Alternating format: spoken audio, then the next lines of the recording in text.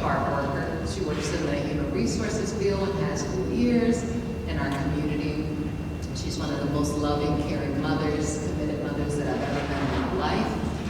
She is a survivor, and she is also fighting forward, thriving.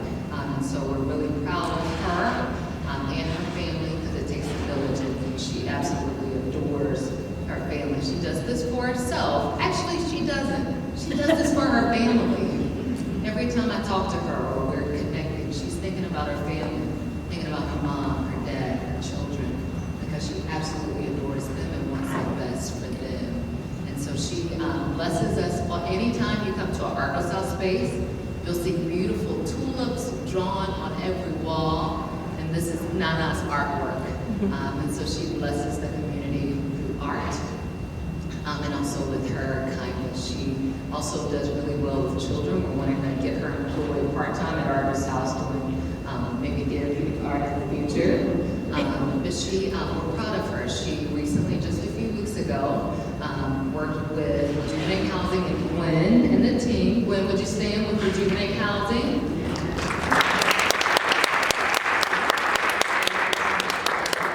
So Asisa actually purchased the first Rejuvenate House, and Nana purchased the third. Our goal was to have an Argow's House lady in every Rejuvenate House. Rejuvenate Housing is a program in Iowa, in Davenport. They flip houses, and then they allow the ladies or men to purchase the house at an affordable rate. And she just moved in just a few weeks ago. And so we celebrate her. We celebrate her courage, her grit, and also her love and kindness. So if we can give Nana a hand, if we can all stand up.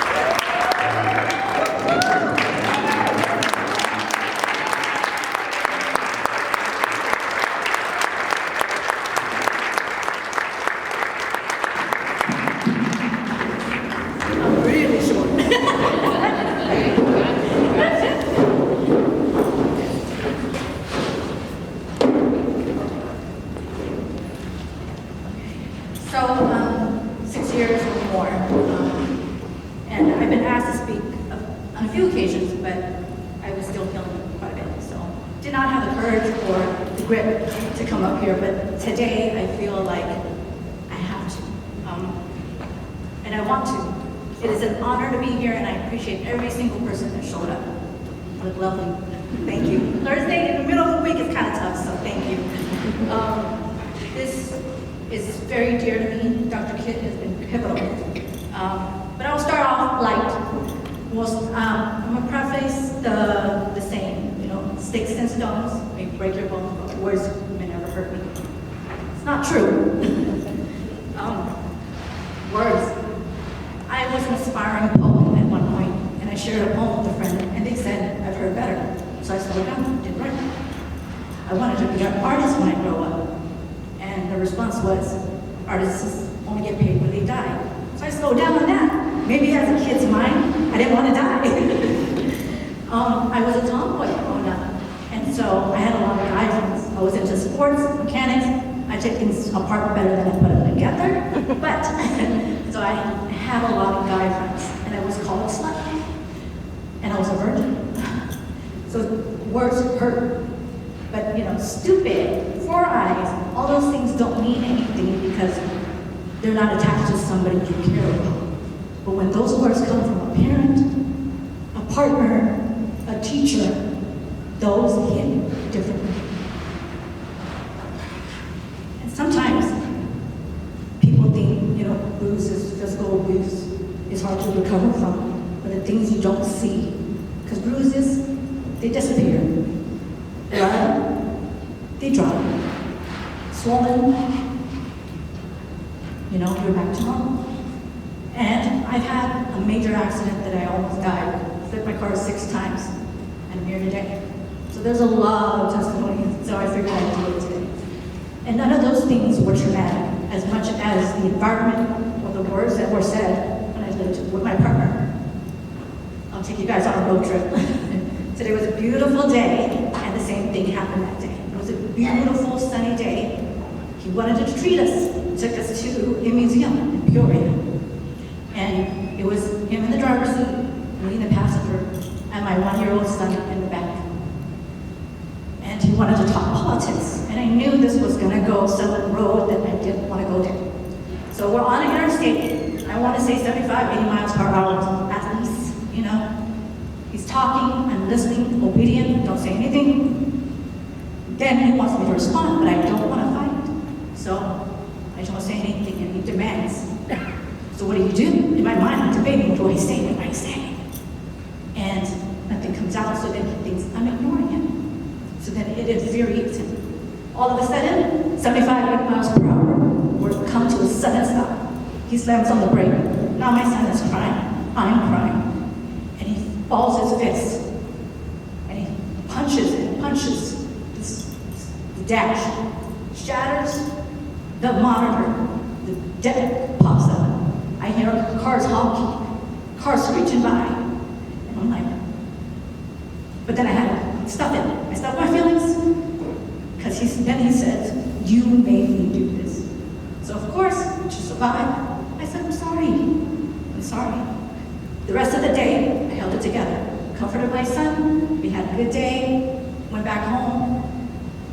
So those things, although he never touched me once that day, still hurts. So words, we fast forward. I've been moving, maybe running from these emotions because I've had to stop. I'm a manager. I had to be present for the customers. I had to be present for my team. I even had to motivate. So I never got to feel.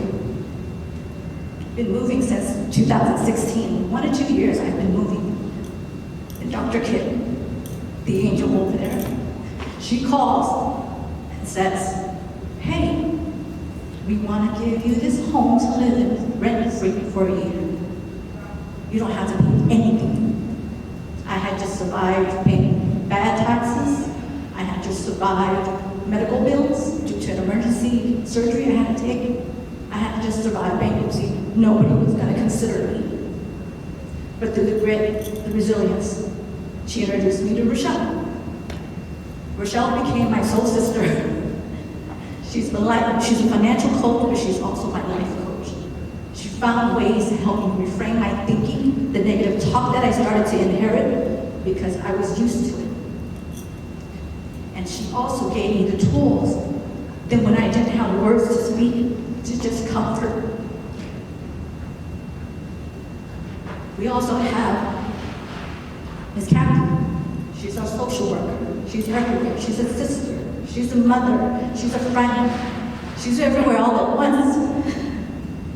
When days get tough, they're all there. So I just wanted to say that although somebody may hurt you, somebody may not root for you, guess what? There's everybody in this room that I've never even met that was an advocate for me. Gwen, she's so strong-willed. When the days when I was gonna crumble, all these ladies lifted me up. So I just wanna say thank you. And it was only possible because of this home. Because with words in the home, there are messages, positive affirmation. I don't know if you guys know the magic ratio of 5 to 1. 5 positive words to cancel out 1 negative word. And throughout that house, although we keep kicking and screaming because change is tough, every day we walked through that home, there was a word about love. There was a word about you are enough. There was a word about you can do this. Your past is in the past. Look towards the future. Those words every day helped me stand up today to be able to finally share. There was once a point in my life I could not even speak without you understanding because I was a basket case. But today, I'm now a homeowner. I'm now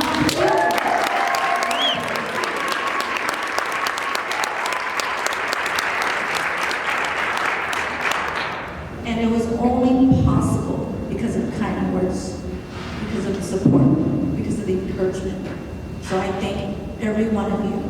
There's people I've never met, but I know you donated your time, you donated your finances, and I hope that next year we will have that home in Illinois so I can look forward to seeing another Argrow's sister come up here and share her testimony.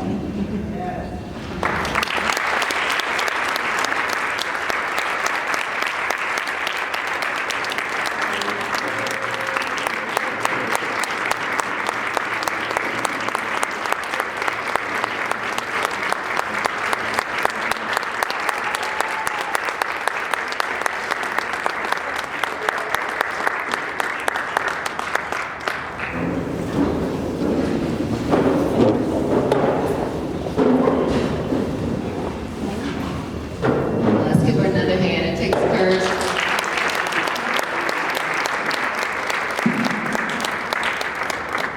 Okay, so thank you, Nana. What a beautiful, what a beautiful story, but in the midst of hardship, beauty from pain, right? Although I'm so terrible at metaphors, but I mean, you've, all the good that's happening now, you just move forward and push ahead, and you continue to every single day. We're so proud of you. Keep at it. We're always here, okay? Okay, all right, so now everyone, we're just gonna take some